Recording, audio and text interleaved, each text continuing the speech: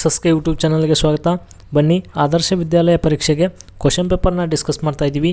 ಈಗಾಗಲೇ ಸಾಕಷ್ಟು ಕ್ವಶನ್ ಪೇಪರ್ನ ಡಿಸ್ಕಸ್ ಮಾಡಿದ್ದೀನಿ. ಎಲ್ಲವೂ ಪ್ಲೇಲಿಸ್ಟ್ನಲ್ಲಿದ್ದಾವೆ. ಎಲ್ಲ ವೀಡಿಯೋಗಳನ್ನ ಕಂಪ್ಲೀಟಾಗಿ ನೋಡ್ಕೊಳ್ರಿ. ಫಸ್ಟ್ ಟೈಮ್ ಯಾರು ಚಾನಲ್ ನೋಡ್ತಿದ್ರಪ್ಪ ಅಂದ್ರೆ ಚಾನಲ್ಗೊಂದು ಸಬ್ಸ್ಕ್ರೈಬ್ ಮಾಡಿಕೊಂಡು ಈ ವಿಡಿಯೋನ ಎಂಡ್ ತನಕ ನೋಡ್ಕೊಳ್ರಿ. ಕ್ವಶನ್ಸ್ಗಳು ಸಾಮಾನ್ಯ GK ಯಾವ ಥರ ಕ್ವಶನ್ಸ್ಗಳನ್ನ ಕೇಳ್ತಾನೆ ಅಂತೇಳಿ ನಿಮಗೆ ಗೊತ್ತಾಗ್ತದೆ. ಬನ್ನಿ, ನಮ್ಮ ರಾಜ್ಯದ ಪ್ರಸಿದ್ಧ ಗಿರಿಧಾಮ ಯಾವುದು? ಓಕೆ, ಇದನ್ನು ಫೇಮಸ್ ಮೌಂಟೇನ್ ಹಿಲ್ ಸ್ಟೇಷನ್ ಅಂತೇಳಿ ಕರಿತೀವಿ. ಇದು ಎಲ್ಲಿ ಕಂಡು ಬರ್ತದಪ್ಪ ಅಂದ್ರೆ ನಂದಿ ಬೆಟ್ಟ ಅಂತೇಳಿ ಕಂಡು ಬರ್ತದೆ. ಓಕೆ, ನಂದಿ ಬೆಟ್ಟದಲ್ಲಿ ರಾಮನಗರ ಡಿಸ್ಟಿಕ್. ಓಕೆ, ನಂದಿ ಬೆಟ್ಟದಲ್ಲಿ ಇದು ಏನು ಕಂಡು ಬರ್ತದಪ್ಪ ಅಂದ್ರೆ ನಮ್ಮ ರಾಜ್ಯದ ಪ್ರಸಿದ್ಧ ಗಿರಿಧಾಮ ಕಂಡು ಬರ್ತದೆ. ಓಕೆ, ಅದೇ ದಕ್ಷಿಣ ಭಾರತದ ಪ್ರಸಿದ್ಧವಾದ ಗಿರಿಧಾಮ ಯಾವುದಪ್ಪ ಅಂದ್ರೆ ಊಟಿ. ಇವೆಲ್ಲ ಗಿರಿಧಾಮಗಳೇ. ಓಕೆ, ಕ್ವಶನ್ ಯಾವ ಥರ ಕೇಳ್ತಾನೆ ಅಂತೇಳಿ ನಮ್ಗೆ ಕೇಳಿದ್ದೇನು ನಮ್ಮ ರಾಜ್ಯದ್ದು. ಇವು ಎಲ್ಲ ನಮ್ಮ ರಾಜ್ಯದಲ್ಲಿಲ್ಲ, ಬಟ್ ನಂದಿ ಬೆಟ್ಟ ನಮ್ಮ ರಾಜ್ಯದಲ್ಲಿದೆ. ಹೀಗಾಗಿ D is the right answer. ನಮ್ಮ ದೇಶದ ರಾಷ್ಟ್ರೀಯ ಹೂ, ಇದನ್ನೆಲ್ಲರೂ ಹಾಕ್ತೀರಿ, ಕಮಲ. ಓಕೆ, ನೆಕ್ಸ್ಟ್ ಕ್ವಶನು, ನಮ್ಮ ದೇಶದ ರಾಷ್ಟ್ರೀಯ ಪಕ್ಷಿ ನವಿಲು. ಒಂದಿಷ್ಟು ಜನ ಇದಕ್ಕೂ ಕನ್ಫ್ಯೂಸ್ ಮಾಡ್ಕೊಂಬಂದುಬಿಟ್ಟಿರ್ತಾರೆ. ಅಲ್ಲಿ ಏನು ಕ್ವಶನ್ಸ್ ಕೇಳ್ತಾರೆ, ಇಲ್ಲಿ ನಮ್ಮ ದೇಶದ ಪಕ್ಷಿ ಅಂತ ಕೇಳ್ಯಾರ. ಓಕೆ, ನಮ್ಮ ದೇಶದ ರಾಷ್ಟ್ರೀಯ ಪಕ್ಷಿ ಅಂದ್ರೆ ನವಿಲು. ಓಕೆ, ಒಬ್ಬೊಬ್ಬರು ನೆಕ್ಸ್ಟ್ ನಿಮ್ಗೆ ಬರ್ತೈತಿ, ಅಲ್ಲಿ ಕ್ಲಿಯರ್ ಮಾಡ್ತೀನಿ. ನಮ್ಮ ದೇಶದ ರಾಷ್ಟ್ರೀಯ ಮರ ಯಾವುದಪ್ಪ ಅಂದ್ರೆ ನಮ್ಮ ದೇಶದ ರಾಷ್ಟ್ರೀಯ ಮರ ಅಂದ್ರೆ ಆಲದ ಮರ. ಓಕೆ, ನೆಕ್ಸ್ಟ್ ಕ್ವಶನು, ನಮ್ಮ ದೇಶದ ಅತ್ಯಂತ ಉದ್ದವಾದ ನದಿ ಯಾವುದಪ್ಪ ಅಂದ್ರೆ ನಮ್ಮ ದೇಶದ ಅತ್ಯಂತ ಉದ್ದವಾದ ನದಿ ಗಂಗಾ ನದಿ. ಓಕೆ, ನಮ್ಮ ದೇಶದಲ್ಲಿ ಅತಿ ಉದ್ದವಾಗಿ ಹರಿವು ನದಿ ಅಥವಾ ಈಗ ಬ್ರಹ್ಮಪುತ್ರ ನದಿ ಅಂತ ಒಬ್ಬೊಬ್ರು ಅಂತಿರ್ತಾರೆ. ಬ್ರಹ್ಮಪುತ್ರ ಅತಿ ಹೆಚ್ಚು ಉದ್ದ ಹರಿತೈತಿ, ಬಟ್ ಅದು ನಮ್ಮ ದೇಶದಲ್ಲ, ನಮ್ಮ ದೇಶದಲ್ಲಿ ಉಗಮ ಆಗಂಗಿಲ್ಲ. ಹೀಗಾಗಿ ನಮ್ಮ ದೇಶದ ಅತ್ಯಂತ ಉದ್ದವಾದ ನದಿ ಅಂತ ಕೇಳಿದ್ದಾರೆ ಗಂಗಾ. ನಿಮ್ಮ ಕರ್ನಾಟಕಕ್ಕೆ ಎಕ್ಸಾಂಪಲ್ ಕೊಟ್ರೆ ಇಲ್ಲೇ ನೋಡ್ರಿ, ಕರ್ನಾಟಕದಲ್ಲಿ ಅತಿ ಉದ್ದವಾಗಿ ಹರಿಯುವ ನದಿ ಅಂದರೆ ಕೃಷ್ಣಾ ನದಿ.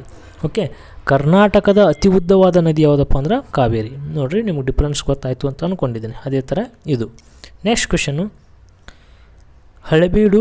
ನೋಡಿರಿ, ಇಲ್ಲಿ ಐತಿಹಾಸಿಕ ಸ್ಥಳಗಳು ಮತ್ತು ಅವುಗಳ ಜಿಲ್ಲೆಗಳನ್ನು ಸರಿಯಾದ ಕ್ರಮವನ್ನು ಗುರುತಿಸ್ರಿ ಅಂತ ಕೊಟ್ಟಾನ. ಹಳೆಬೀಡು ಎಲ್ಲಿ ಕಂಡು ಬರ್ತೈತೆ ನಮಗೆ? ಹಳೆಬೀಡು ಹಾಸನದಲ್ಲಿ ಕಂಡು ಬರ್ತೈತಿ. ಅಂದ್ರೆ A3 ಆಗ್ಬೇಕು ನಮಗೆ. A3 ಎಲ್ಲಿತ್ತು ಹುಡ್ಕಾಡ್ಕೊತ ಹೋಗ್ಬೇಕು. A3 ಒಂದೇ ತೋಲಿದೆ, ಹೀಗಾಗಿ ಇದನ್ನು ಟಿಕ್ ಮಾಡಿಬಿಡ್ಬೇಕು ನೀವು. ಆನ್ಸರ್ ಅದೇ ಆಗಿರ್ತೈತಿ. ಉಳ್ಕಿದ್ದು ನೀವು ನೋಡೋ ಅವಶ್ಯಕತೆಯೂ ಇಲ್ಲ. ಯಾಕಂದ್ರೆ ನೋಡಿರಿ, ಬಾದಾಮಿ B1 ಬಾಗಲಕೋಟೆ. ನೋಡಿರಿ, ಮ್ಯಾಚ್ ಆಗಿದೆ. C ಗೋಲ್ ಗುಂಬಜ್ ಎಲ್ಲಿ ಕಂಡು ಬರ್ತದಪ್ಪ ಅಂದ್ರೆ ವಿಜಯಪುರ. ಹೀಗಾಗಿ ಇದು ಮ್ಯಾಚ್ ಆಗೇ ಆಗಿರ್ತೈತಿ.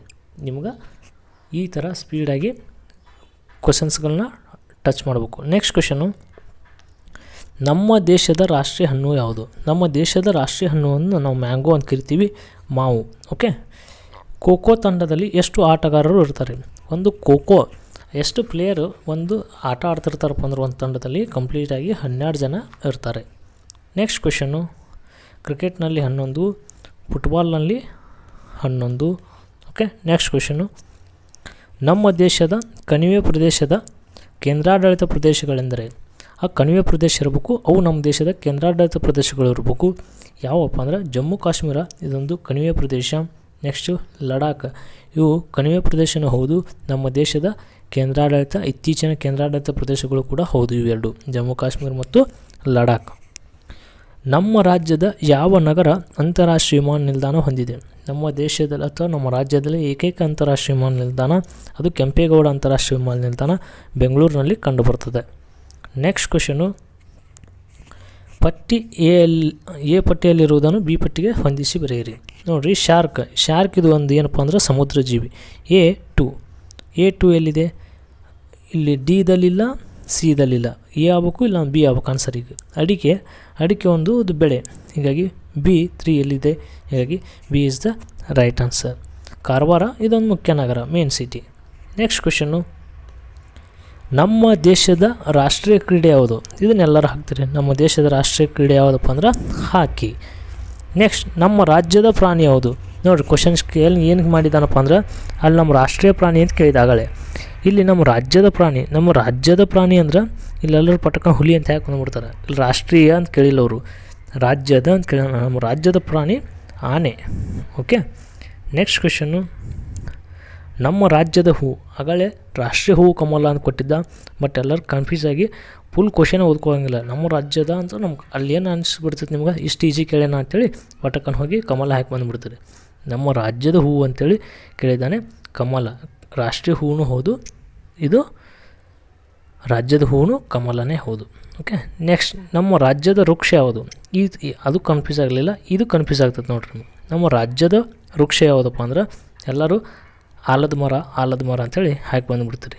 ಓಕೆ, ಅದು ರಾಷ್ಟ್ರೀಯ ವೃಕ್ಷ.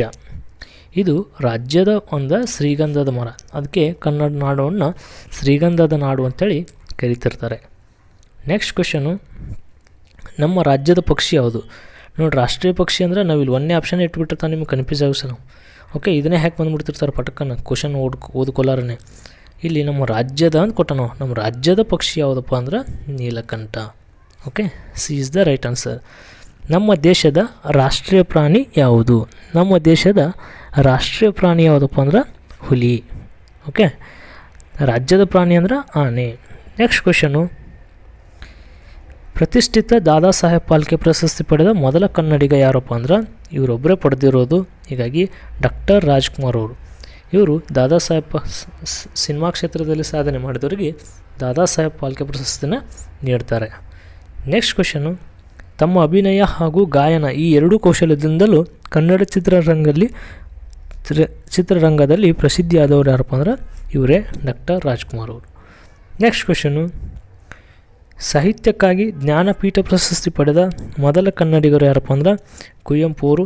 ಅವರ ಕೃತಿ ಶ್ರೀ ರಾಮಾಯಣ ದರ್ಶನಂ. ಈ ಕೃತಿಗೋಸ್ಕರ ಅವರಿಗೆ ಮೊಟ್ಟ ಮೊದಲ ಜ್ಞಾನಪೀಠ ಪ್ರಶಸ್ತಿ ದೊರಕಿತು. ಈ ದ ರಾ ಬೇಂದ್ರೆ ಅವರಿಗೆ ನೆಕ್ಸ್ಟ್ 4 ತಂತಿ ಅಂತೇಳಿ ಕೃತಿ, ಅನಕೃ, ನೆಕ್ಸ್ಟ್ ವಿಕ್ರು ಗೋಕಾಕ್ ಇವ್ರಿಗೆ ಜ್ಞಾನಪೀಠ ಪ್ರಶಸ್ತಿ ದೊರಕಿದೆ. ಒಟ್ಟು ಕರ್ನಾಟಕದಲ್ಲಿ ಕನ್ನಡಿಗರಿಗೆ 8 ಜನರಿಗೆ ಜ್ಞಾನಪೀಠ ಪ್ರಶಸ್ತಿ ದೊರಕಿದೆ.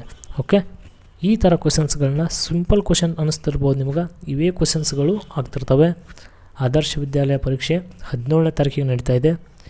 ನೀವೇನಾದರೂ ಪ್ರಿಪ್ರೇಷನ್ ಮಾಡ್ತಾಯಿದ್ದೀರಪ್ಪ ಅಂದ್ರೆ ಚಾನಲ್ನಲ್ಲಿ ಎಲ್ಲ ಥರ ವಿಡಿಯೋಗಳು ಮಾಡಿದ್ದೀನಿ. ಎಲ್ಲ ವಿಡಿಯೋಗಳನ್ನ ಕಂಪ್ಲೀಟಾಗಿ ನೋಡ್ಕೊಳ್ರಿ. ಫಸ್ಟ್ ಟೈಮ್ ಯಾರು ಚಾನಲ್ ನೋಡ್ತಿದ್ರೆ ಚಾನಲ್ಗೊಂದು ಸಬ್ಸ್ಕ್ರೈಬ್ ಮಾಡಿಕೊಂಡು ಎಲ್ಲ ವಿಡಿಯೋಗಳನ್ನ ನೋಡ್ಕೊಳ್ರಿ. Thank you.